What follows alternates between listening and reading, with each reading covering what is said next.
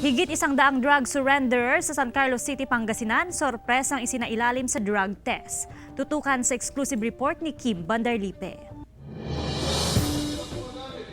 Ipinatawag ng pulisya ang lahat ng drug surrenderers sa San Carlos City, Pangasinan. Kunwaring pupulungin ang mga ito para pag-usapan ng barangay drug clearing activity.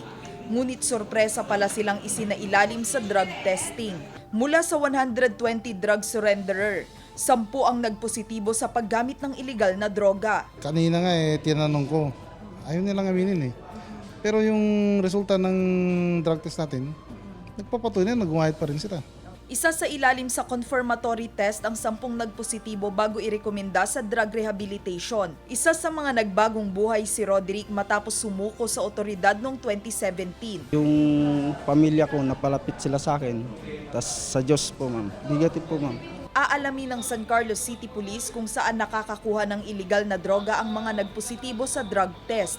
Magpapatuloy rin ang mga aktibidad para masawata ang kalakalan ng iligal na droga sa lungsod. Pag-enlighten sa kanila kung ano ba yung adverse effect ng drugs, psychologically, sa family nila, sa trabaho nila, lahat na yan.